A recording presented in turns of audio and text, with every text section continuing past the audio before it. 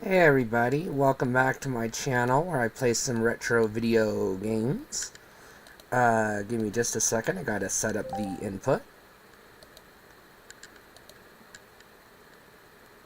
on the controller because it doesn't remember. Every time I disconnect the controller, it forgets the keys. Today, I'm going to be playing some Toe Jam and Earl 2, Panic on Funkatron.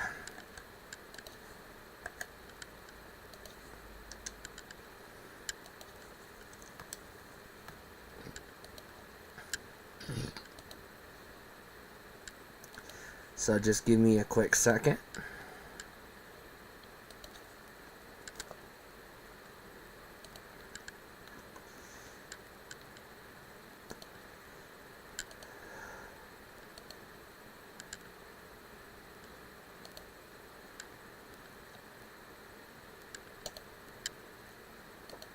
And here we go.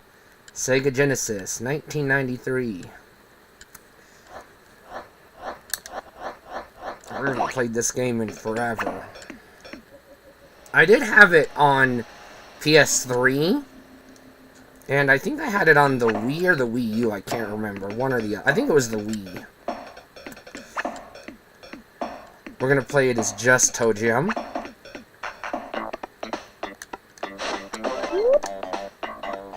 And I have to reset. I'll just deal with it.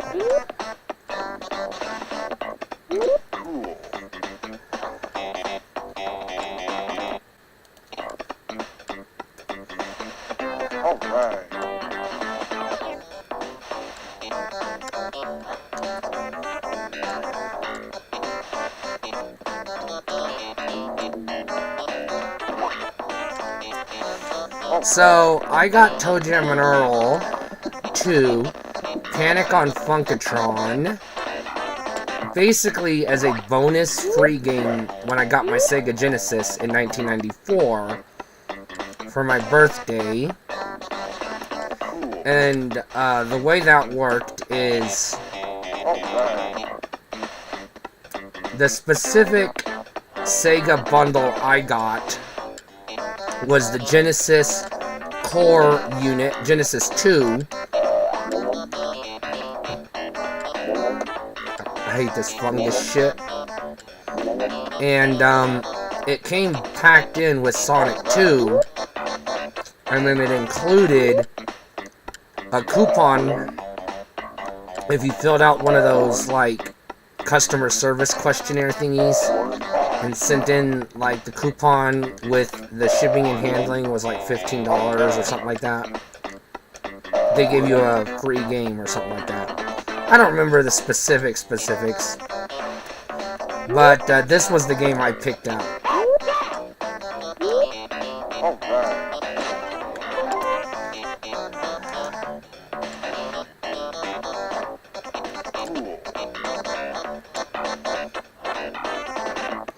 It was also the very first game on the Sega Genesis that I beat. Not only did I beat it, but I actually took the time to get the secret ending, the special ending. I made it a point to get the better ending. Now, I'm not gonna probably play this game to the end. I might save it, you know, set a save state or something, and come back to it. But I'm definitely not going to beat it tonight because it takes like several hours to beat this game. And I'm already sucking up this goddamn hyperfunk zone. I'm just going to exit. I'm already lost myself. I lost my fucking way. I'm not doing anymore. I hate those things. This is Danger Zone. That's what that sign was telling me. So here's the way the game works. You have funk moves. If you do this one, you can teleport, throw jars at humans, you can jump, and then if you have a funk scan, which I do, you can check to see secrets. As long as you have funk. Right here, on the lower left-hand corner of the screen of the HUD, it tells you how much funk you have. Right now I have 26, which is not enough. And then I have 19 coins, which is also not enough.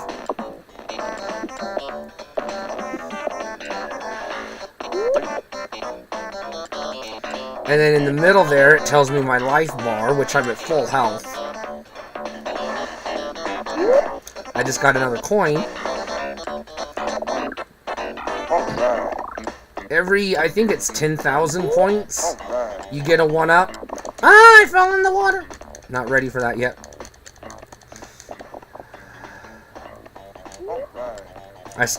This little, next to my health bar, just to the right, is an arrow that points to the nearest human. Earthling, as it's referred to as. And then, basically, when it turns red, that tells you the Earthling is on the screen. When the arrow turns green, it points to the space pad where you can send the Earthlings back to Earth. And I'm just going to skip this special stage. Because like I said, I'm not really trying to beat the game. This is one of the mini games. You put a quarter in here and it lets you jam.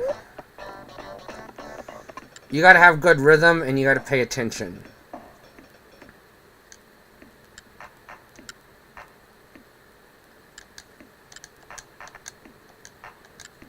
I think I fucked it up. It's gonna rank me as... Oh, pretty good. 1 funk.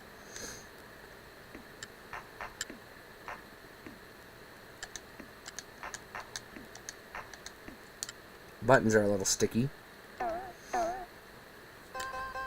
2 funk. 3 funk. Alright. So now I'm up to 30 funk, which you need funk in this game. You can run out of funk, and if you do, it can be difficult, if not impossible, to advance. Because there are a lot of things in this game where you need funk.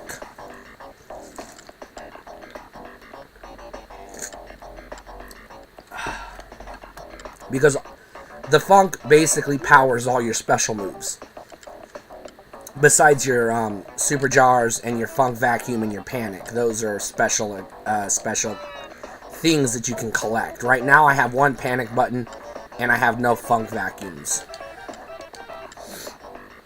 That's those 2, that red button icon is my panic button, and that big bulby icon thingy is my, that says 0, is my funk vacuums.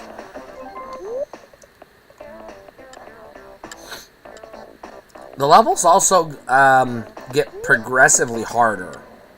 I'm going to skip those for right now.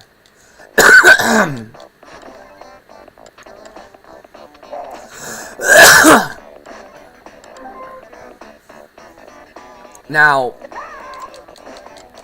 the enemies don't generally get that much harder because there's only a handful of enemies, and they're pretty much the same ones nearly every level. So once you've met all the enemies, you've already unlocked them all. And the gameplay is pretty standard per level.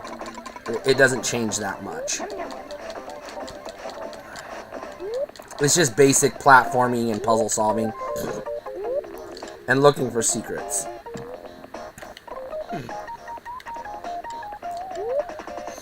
But the challenge usually comes from the layout of the levels and the placement of the enemies. A lot of it comes from the, just trying to find all the Earthlings. And if you're going for the secret ending, trying to find all of the secret items and hidden doors and things like that, which I won't be doing this playthrough. I'm just going to be playing the game and talking about it for a little bit. Almost got hit by the bowling ball.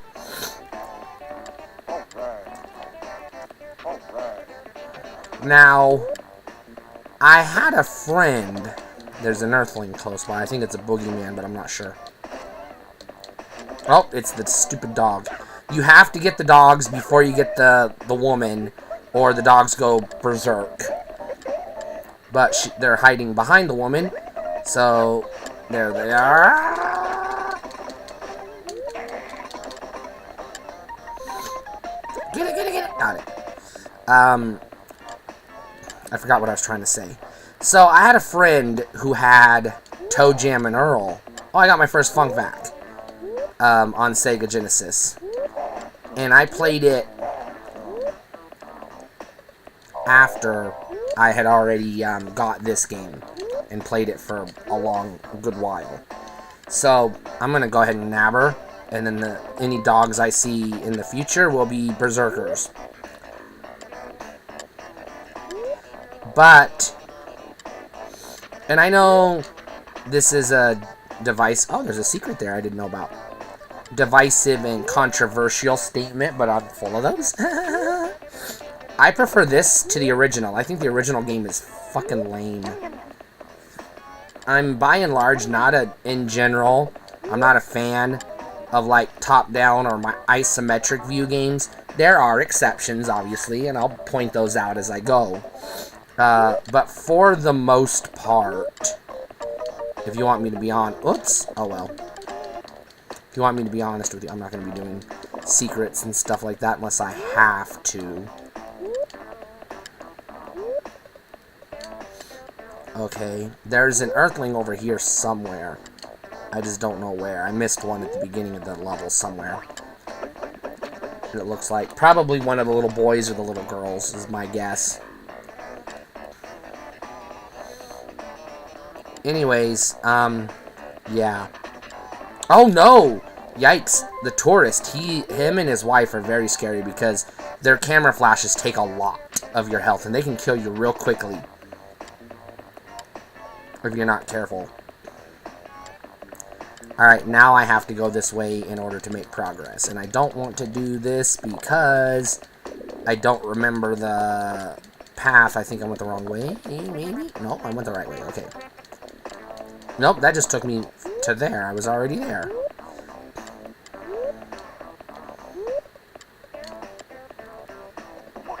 Oh, bubbles.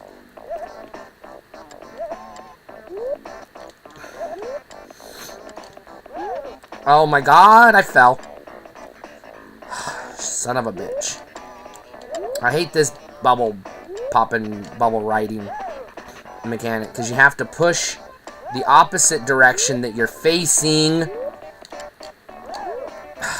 God damn it! Shit. Oh my goodness. You have to push the joystick, or the D-pad, I should say, in the opposite direction that you're facing. Oh my god, damn it. Keep from falling off. But if your thumb, like I keep doing, is on the D-pad, one direction or the other, when you jump, you'll jump that direction. Oh, Jesus! Instead of the direction you're trying to jump. This is very fucking annoying. I hate these bubble levels.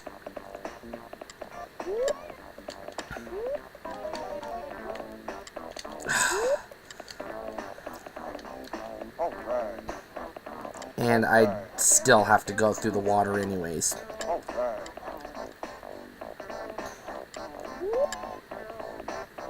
Yeah, I figured. Alright, this sucks. Obviously, it's been too long since I played this damn game. I don't remember. Well, that was stupid. I'm gonna run out of air now because... Go down, not... I'm gonna drown. Oh, no, there's a fish. Puffer fish. Panic. Oh, good. Panics are good.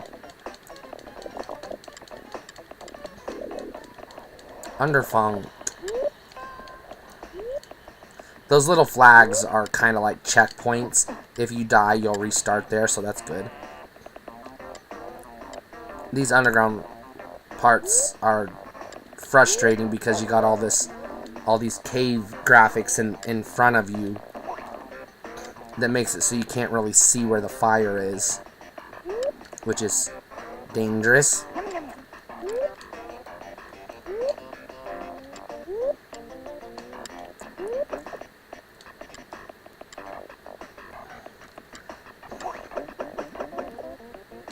Like I said, I'm not going to be going after the secrets.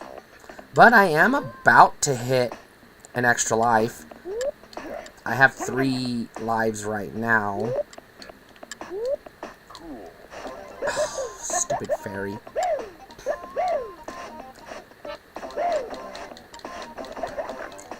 This is one of the trickier Earthlings to catch.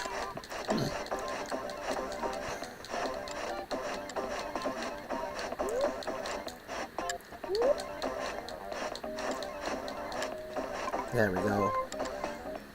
100 points. Ah! There we go. I got my 1 up.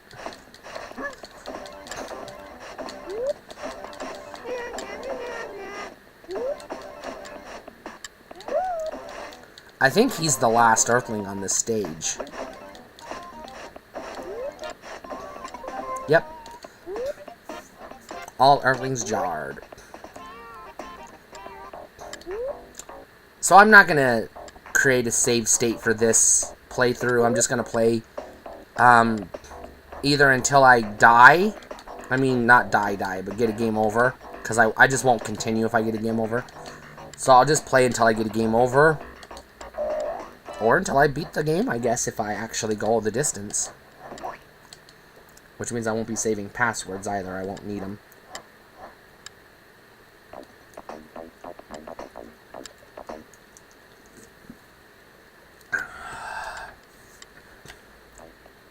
I'm going to be skipping this. Yeah, it's a good way to get extra lives. But there is a maximum number of lives you can get. 5 is the maximum. And I'm already at 4. So there's no reason to waste time collecting lives when I haven't lost any yet. And I'm still doing really good getting points.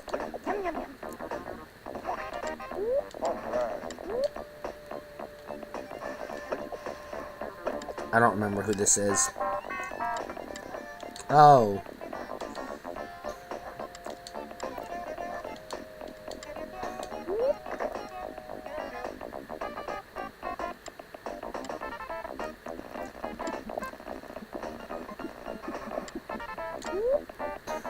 Dang it. I did that wrong. I gotta push the thing out of the way. There we go. Now, one of the common criticisms I've seen people lob at this game compared to the original is they say, oh, it's not original like the first one. It's just a generic platformer. I have 2 things to say to that. First of all, the first one wasn't even that original of a game. I mean, it was just your standard top-down platformer. Not that any different than any other top-down platformer. Yeah, you're collecting birthday presents. But, like, what was so special about it? I don't know. No one can tell me.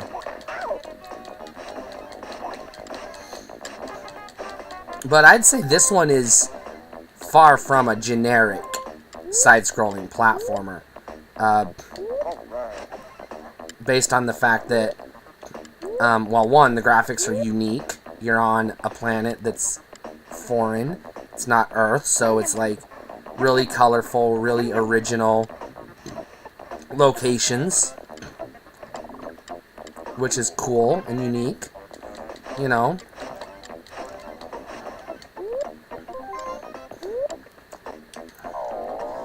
And it's got a different type of gameplay than your standard platformer. Most platformers, you're just jumping on enemies or bopping them with your head or something to that effect. This one, you're catching them with jars. I don't need to talk to that person, I don't think. And you're, you know, collecting presents. But you also got, like, you know, the hyperfunk levels. You got the balloon rides. You got the hidden levels. You know, you got the fungus minigame. You got a lot of variety in the gameplay. And you got a lot of variety in the locations.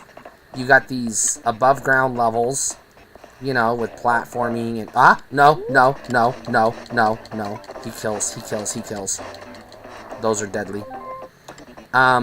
You know, with funky trees and the space background.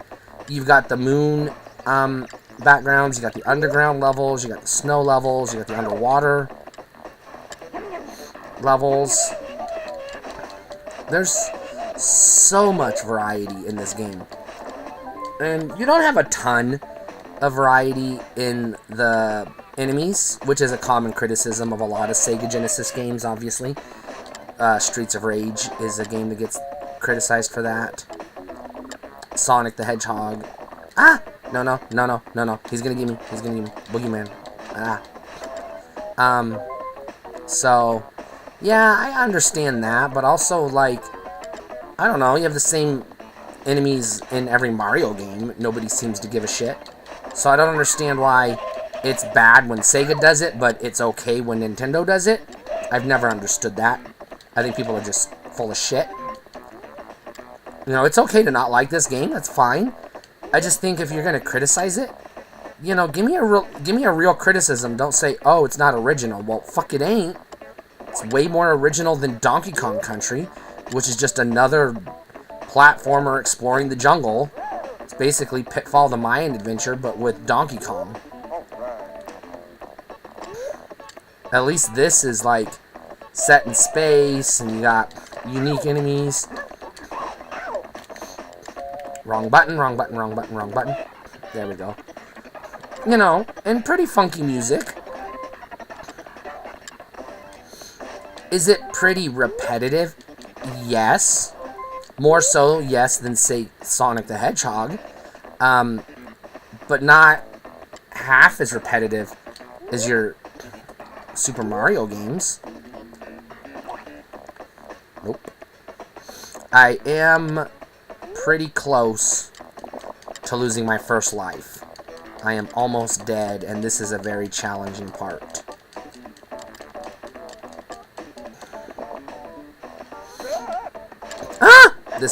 I'm gonna die. He's gonna kill me. Oh. I have to waste my funk vacuum. So, you know, I'm not saying you have to like this game. I'm not saying that. And I'm not gonna call you, you know, bad words if you tell me you don't like this game. But, you know, give me a thoughtful, well-reasoned argument for why you don't like it. Don't just say it's unoriginal, because it is very fucking original. And don't say it's generic platforming, because I've already proven to you that it ain't. I mean, Mario is the same level over and over and over and over and over, with the exact same 3 enemies over and over. Goomba, Koopa, Spiky. That game's a classic, everybody loves it. But it's literally the same, you know. You got the above ground level, you got the underground level, you got the treetop level, the water level. I mean, it's very generic. Only they literally recycle levels in Super Mario Brothers. Oh my god, that jump is not that fucking hard, and I can't make it. I'm already at 5 lives, which I don't remember if 5 or 7 is the maximum number of lives, to tell you the truth. Oh, Jesus frickin' Christ. How many times am I gonna not make that jump? God damn it, I hate this part. I always fucking hate this part. I didn't make it again. Jesus fucking goddamn. I hate this fucking jump. I hate this fucking jump. It's pissing me off.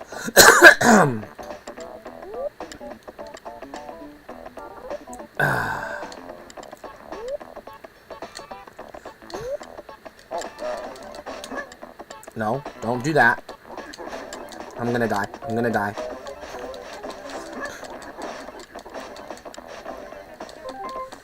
I died. I fucking died. God damn it.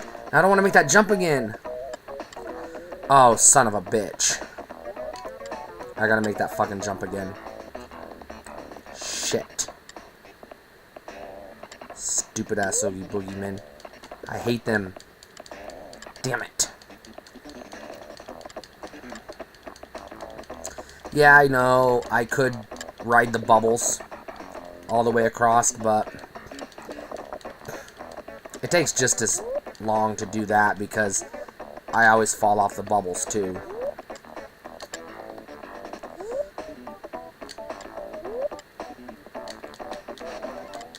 Hit him already. I hit the super jars. Oh, this is one of those where you gotta just keep pushing the button. I'm not doing that.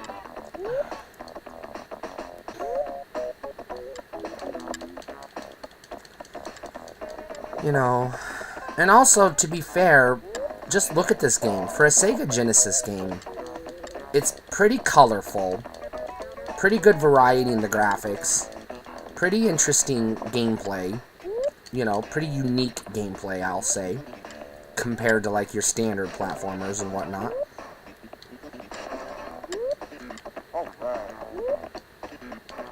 And really, actually, really, I'm not going down there. It's just pointing me to a secret that I don't need to go get. God damn it, turn around!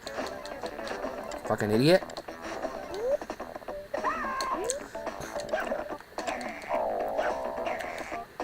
God damn it, I can't remember which button it is.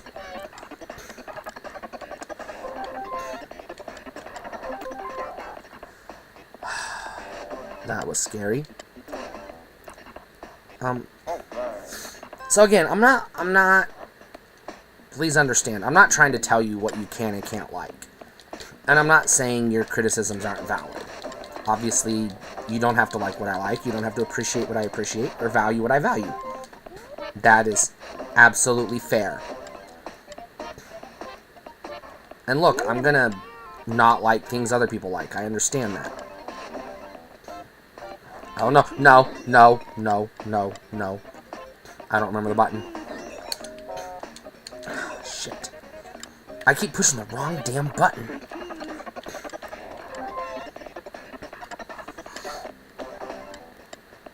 Anyways. I just want people to give this game a fair shake, a fair chance, you know? An honest try is all. Maybe for a platformer, there's a lot of backtracking, a lot of exploration and puzzle solving. Not as much action compared to Sonic. I understand that. But there's none of that. None of it in the first ToeJam and Earl game. There's no action, no platforming, nothing. It's just walking in circles, collecting presents, and looking for the missing pieces of your spaceship. And don't get me wrong, I don't think the first ToeJam and Earl game is a terrible game. Obviously. I think it's a perfectly fine game for what it is. It's just, I prefer this one. And I know what you're going to say, nostalgia, blah, blah, blah. Maybe. But, no. I can say, the reason why I can say no is because while I technically did play this game first, as in, I got it in late September and played it late September 94, it was probably like November or December, around that time, when I played my friend's version or copy of ToeJam and Earl 1. So I had only had like a month or two to play this game before playing the original. We're not talking like, you know, I played this as a kid and then tried that one as an adult or anything like that. No, I played that game at around the same time as I played this one. You know, you could make the case. So I can discredit that my entire appreciation of this game is nostalgic, and I can also discredit that my preference for this version is nostalgia, because you know, I played that other one at my friend's house pretty regularly. You know.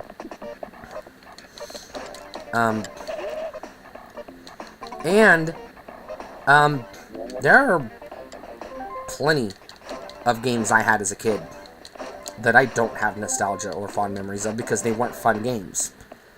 So, nostalgia only goes so far. I mean, it can make you enjoy a bad game more than most. I'll agree. But, like, you know, if a game's truly bad, it's not going to make it all of a sudden good. Now, I will argue, or I'll agree that, you know, my preference of Sonic 2 over Sonic 3 or Sonic and Knuckles is heavily nostalgia. Absolutely. I'll admit to that. And, nostalgia aside, because I know that's gonna be lobbed at me, that's the accusation, I do actually prefer Sonic 2 to this game as well. I think it's a legitimately better game. Is this the best platforming game on the Genesis? No. Not by a long shot. Is it the best 2D sci-fi platforming game on the Genesis? Again, no. I could name 20 others that are better than this. Is it the worst platforming game on the Genesis? Also, no. If you're going to tell me that this is the worst 2D platforming game you've ever played on the Sega Genesis, I'm going to tell you to go try Bubsy again, or Arrow the Acrobat, or Bubble and Squeak. After you've played those 3 piles of garbage, then come back to me and talk about this game. Now, why am I hostile towards people who have animosity towards this game? Well, it isn't necessarily people who don't like this game that I have a problem with. You're allowed to have an opinion, and I don't necessarily care what your reasoning is either. It isn't so much that. Where it comes from is Nintendo fans, specifically. More specifically, when I was regularly visiting Nintendo fan communities, web discussion forums online, to talk about the Nintendo Wii and the GameCube and the DS, etc., and when people were getting hyped for the upcoming virtual console, I'm just gonna pass. The Nintendo fans I came across dogpiled on this game. And it wasn't, oh, this is a bad game, or, oh, you shouldn't like this game. Yeah, there was very much that. And I mean very much that. But it was a lot of, this game wasn't made by Nintendo, therefore it automatically sucks. Or this game was made by Sega, Sega sucks, you're stupid for liking Sega. Shit like that. It was a lot of hostility towards Sega fans. And after a while, because they had the same reaction to this game that they had to Vector Man, and Vector Man is a universally beloved game, and so I called them out on it. And I'm not going to name names, and I'm not going to go back and point to the individual threads, but I called them out on it. And the response I was given was bullshit, because the Nintendo fans told me, in so many words, they basically said, look, when we were kids, we had to endure commercials by Sega calling us idiots for buying a Super Nintendo.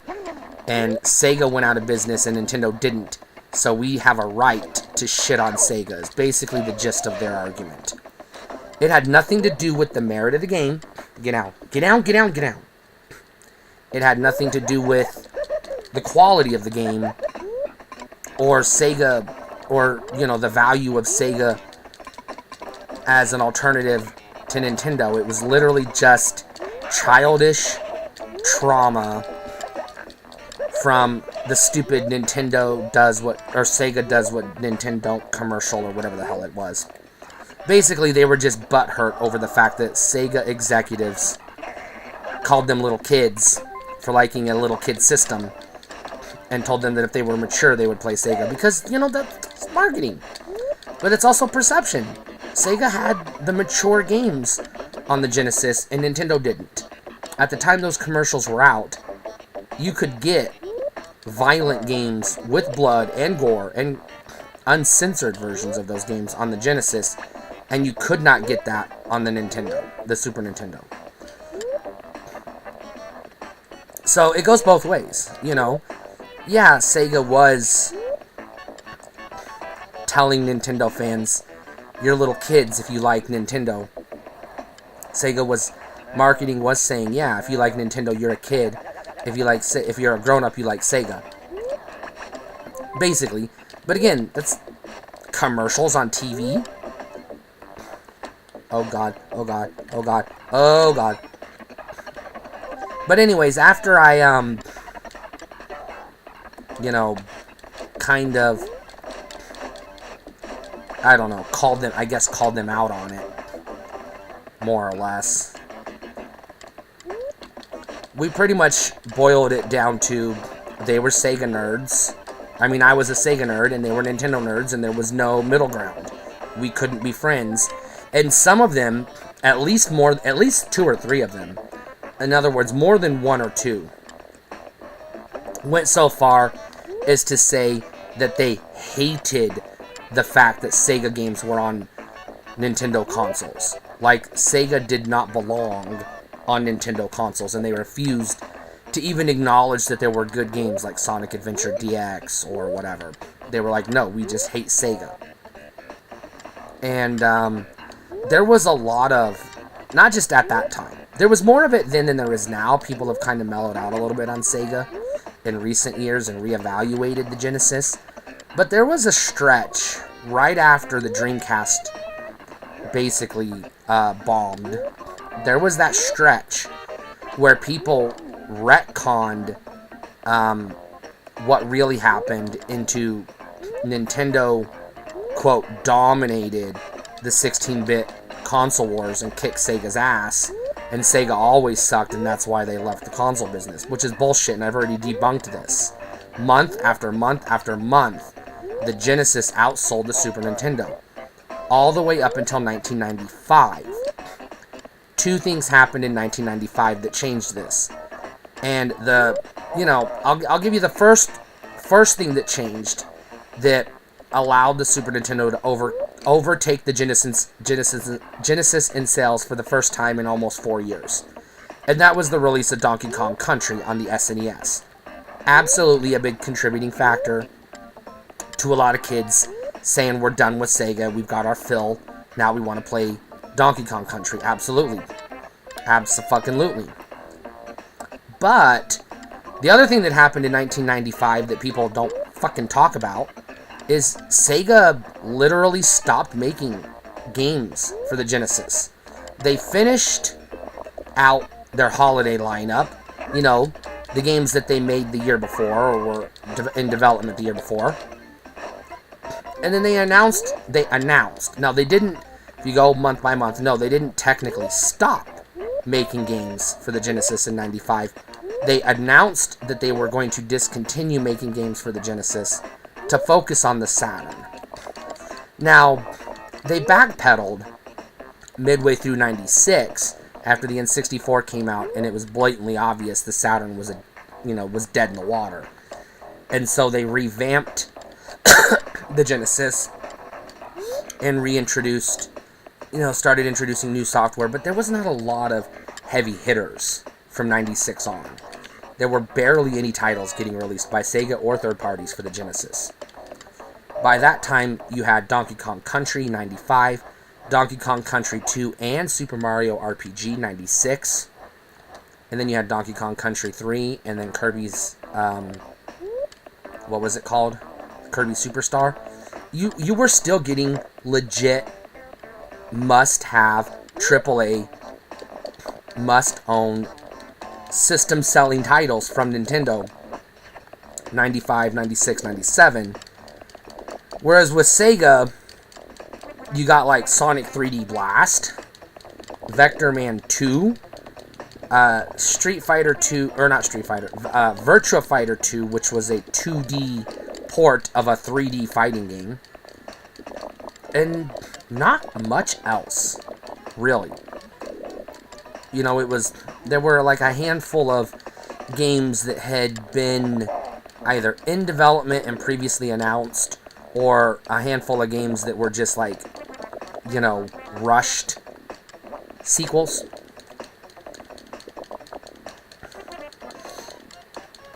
Or games that were being developed for the Saturn or the 32X that they were migrated to the Genesis, because you gotta remember, the 32X is basically running on Genesis hardware, and the Saturn is basically a 32X.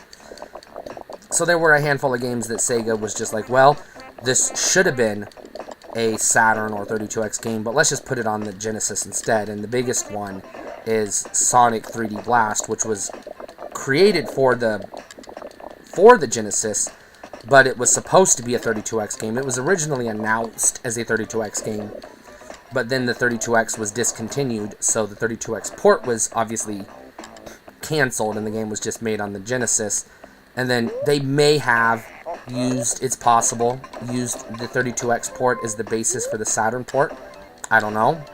But, you know, the point is, starting in like 2001, people forgot that the Genesis was actually more popular than the Super Nintendo during its actual lifespan, and that the Super Nintendo didn't overtake the Genesis in sales until after Sega basically, for all intents and purposes, walked away from the Genesis and just handed the market to the Super Nintendo.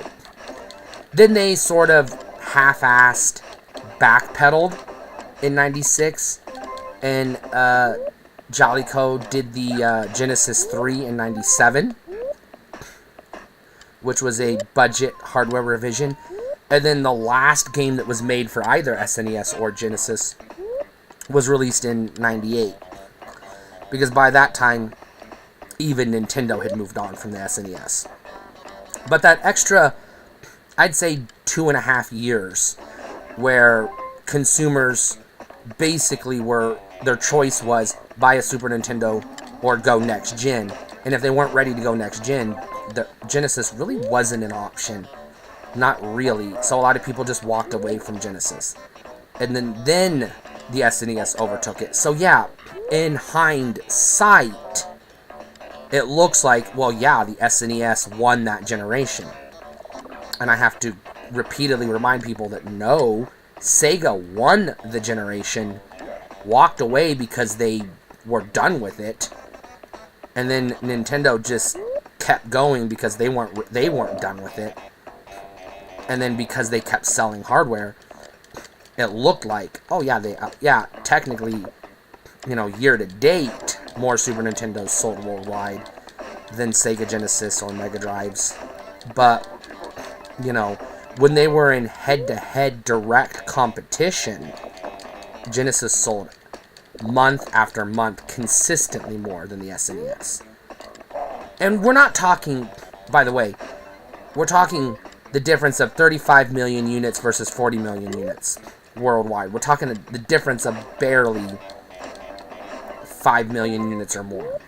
You know, maybe 49 million is the highest number I've seen for the SNES, and 37 million is the highest number I've seen for the Genesis. But even that's not like a tremendously significant big difference. And also, even when you consider that, yeah, they had 3 years to basically keep selling Super Nintendos without any real competition in the 16-bit market. I mean, obviously, you still had PlayStation, Saturn, N64, and the expectation was eventually you'd go next gen.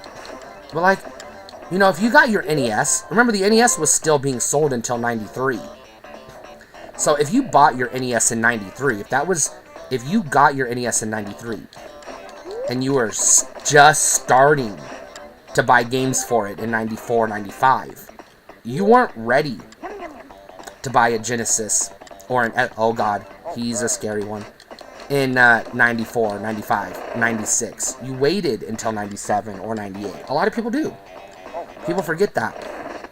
There's always the, you know, lower income people that buy video game consoles at the tail end of their lifespan. You know, so they're always going to be 3 or 4 years behind the market. And so yeah, there were still gamers who were gaming on 8-bit systems. TurboGrafx 16, NES, Master System, whatever, who weren't ready to migrate until 96, 97, 98. So, the point I'm trying to make is, I know this is a long-ass way for me to say, the point I'm trying to make is, in 1993, more people had a Genesis than a Super Nintendo. In 1992, 91, 94, 95, same thing. There were a lot of Sega fans. And then 96, 97, 98, a lot of Sega fans felt betrayed by how Sega handled the Saturn.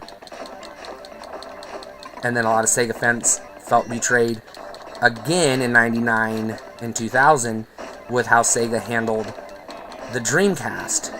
So your Sega loyalists more or less turned on Sega and sort of rewrote history as in, well, yeah, we had a Genesis, but we never liked it, or, I don't know, I guess the games really did suck, and then they, like, migrated to PlayStation or Nintendo or whatever, and so they retconned either their memories or their stories or history or whatever to make it sound like they never liked Sega. Likewise, the Nintendo fans, especially the diehard nerds, the what we would say fanboys or fangirls, the cheerleaders, retconned history to be like, oh, well, of course Sega went out of business. They sucked. Super Nintendo kicked their ass. PlayStation kicked their ass. N64 kicked their ass. And it was like, no, that's not at all what happened. But because the narrative had been changed, history had been retconned, the myth had been blown out of proportion, and the lies had been repeated enough times, people were beginning to believe it. But now we were on the internet. And so now it was like, well, now, you know, people were more, you know, it was easier to fake stuff. You know, we didn't have websites like Wikipedia or VG charts or anything like that yet. You know, we didn't know what NPD group was yet, you know, so we didn't have sales charts. This information would come out later.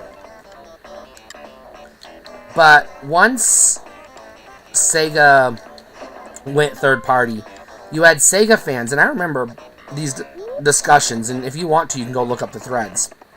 I can kind of give you an idea of how to find them or what terms to search if you want.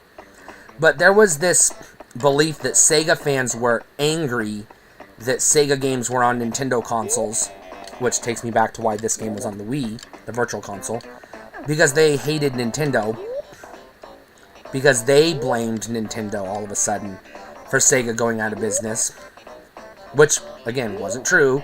Nintendo didn't put Sega out of business. Sega didn't even go out of business. But, again, things were getting blown out of proportion. But the point is, Sega fans turned on Sega, and they were angry that Sega games were showing up on Nintendo because they hated Nintendo for whatever reason, or they blamed Nintendo for Sega's failures, or they just... I knew a lot of people who wanted Sega... They wanted Microsoft to buy Sega when that was in the works, because they wanted the Xbox to basically be the new Dreamcast. Because the Xbox has the most in common with the Dreamcast of those three next-gen consoles that generation. It's the most similar to the Dreamcast. And Microsoft kind of sort of had a pseudo-relationship with Sega already. So when they started putting games on Nintendo and PlayStation, a lot of Sega nerds felt betrayed. And so they started bad-mouthing Genesis titles that they grew up with, that they had previously enjoyed, but now they were like, yeah, Sega sucks. Fuck Sega. You know.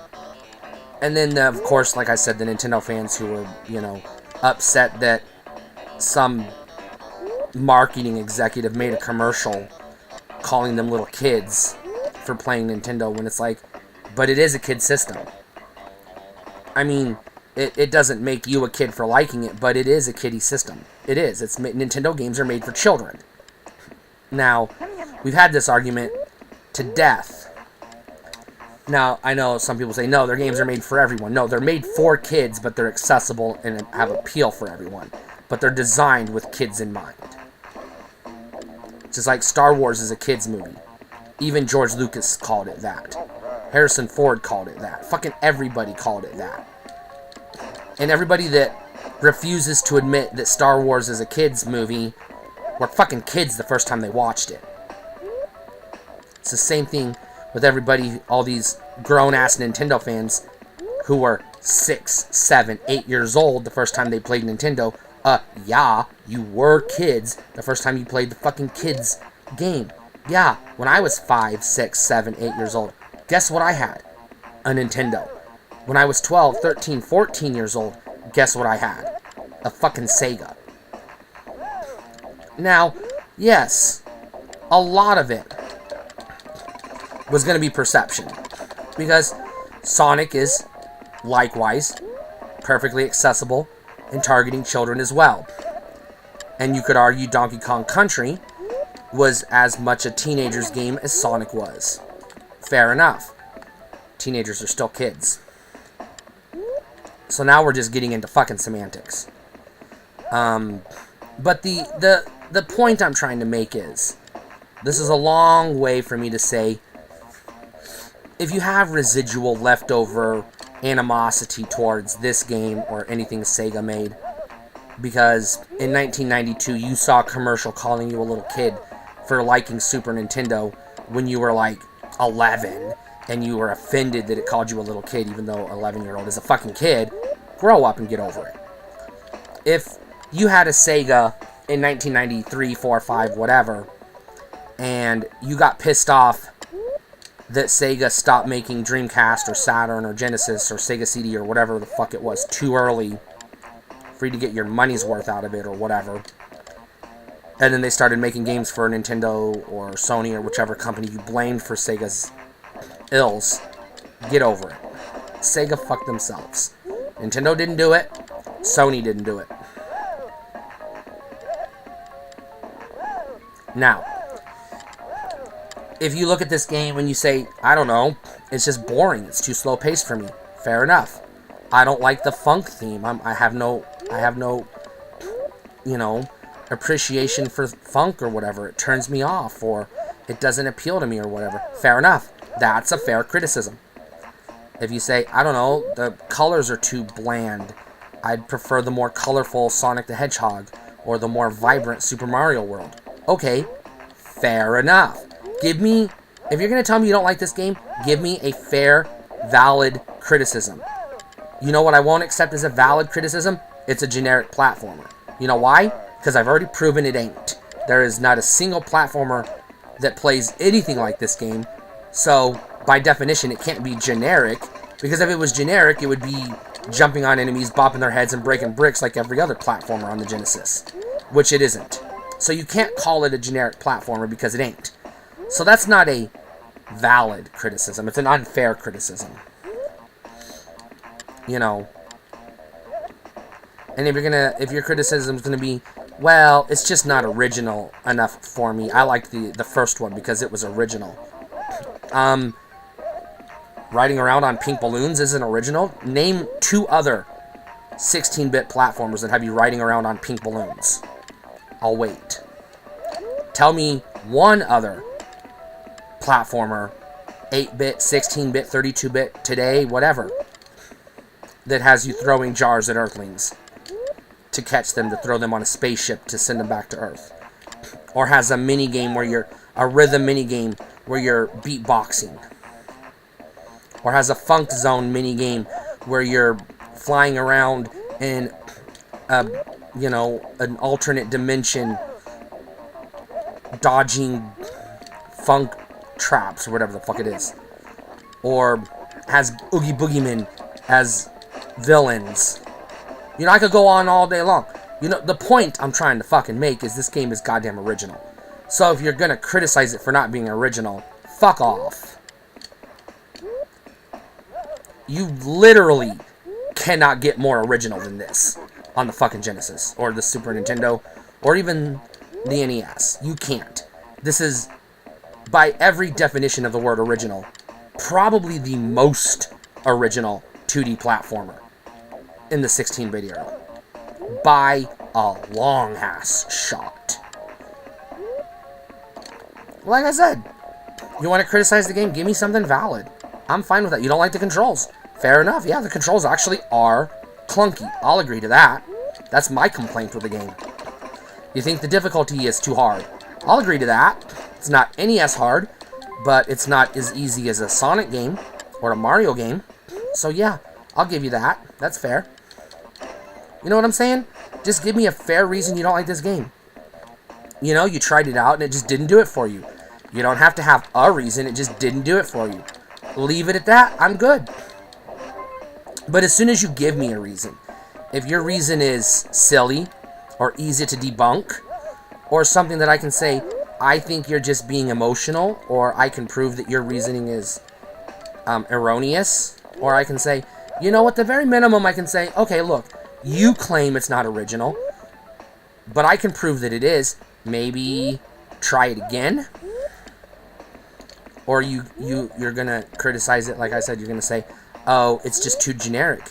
Again, after I've pointed out that it's not, then maybe reevaluate it. And if you still don't like it, alright, fine. Fair enough. You know? You know, like I said, there are fucking games out there I don't like that others do. You don't have to like everything. I don't like Star Fox. Like any of them. Except for Star Fox Adventures. Star Fox Adventures, which is the one most people hate, is literally the only one I like. So yeah, I mean, you know, I can give you my reasons for why I like Star Fox Adventures, but at the end of the day, I'm just going to tell you straight up, just play the fucking game. Same with this game. I can't really explain to you how fun this game is as you watch me fucking suck at it, because I do. That's not fair to the game. All you can do is try it yourself. And I'm going to keep doing the same damn thing, and I'm going to keep missing.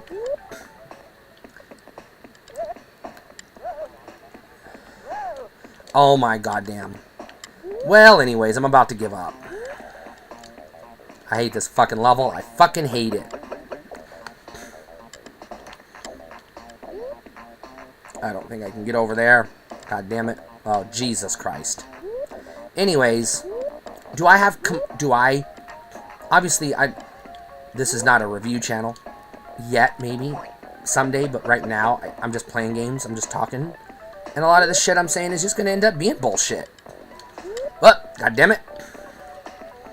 But, even if it is, I'm still willing to give my honest opinion of games. And this is one of those games where I'm going to tell you straight up, it gets an undeserved amount of unnecessary criticism that I don't consider legitimately valid criticism necessarily all the time. A lot of it is unwarranted. Now, do I personally have legitimate gripes with it? Yes, this guy... You've been watching me for 20 minutes trying to make this god fucking damn jump. Obviously, I have legitimate fucking criticisms of this game. I'm not gonna sit here and try to tell you it's a perfect fucking game because it fucking ain't. I'm getting ready to throw the goddamn controller. That's how fucking angry I am right now. So am I gonna say it's a perfect game? God damn no. Jesus fucking Christ. But just because a game's frustrating doesn't mean it's bad. I'm gonna go this way.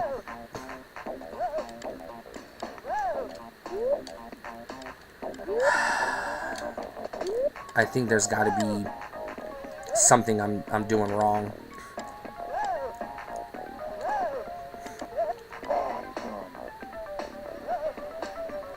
I hate these bubbles. There we go. Oh no. Oh no. Oh no. No, the dogs are gonna kill me. The dogs are gonna kill me. The dogs are gonna kill me. I don't like this. Oh, god damn it. Pop the bubble already. Jesus.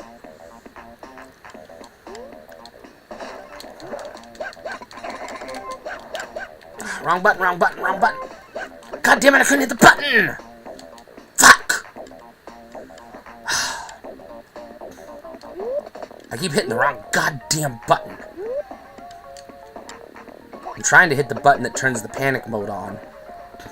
But I keep hitting the funk scan button instead because I can't remember how I mapped the goddamn controls. I'm not playing on an actual Genesis 6-button controller. I'm playing on a fucking PS4 controller, which is not, god damn it, got the right button layout for this game, to tell you the truth. I'm getting pissed off now. These fucking bubbles are making me angry. Now, yeah, right here, this is a legitimate, valid criticism of the game. These fucking bubble controls are goddamn frustrating. And some of the platforming is obnoxious. I'll agree to that. And because of that, it adds an unnecessary level. Oh, you fucking dumbass. It fucking fell. Oh, fuck me. There we go. So yeah, that does add an unnecessary layer of difficulty. Which is annoying. So yes, I'm going to give you that. That is a legitimate, fair, and valid criticism of this game. The controls don't suck. If you're playing it with a proper 16-bit Sega Genesis 6-button controller, the controls are pretty good. Pretty good. Not perfect. I'll admit these bubble controls suck no matter what you're playing with. But if you are playing with a proper 6-button controller with the correct layout, and you can tap the correct button, you know, as needed when you need it, it's less... Whoops. Oh, no. No! No! No! No! Oh, my God. I'm done. Alright, that's all I got for today. I'm done. Fucking done. God damn, I hate this level.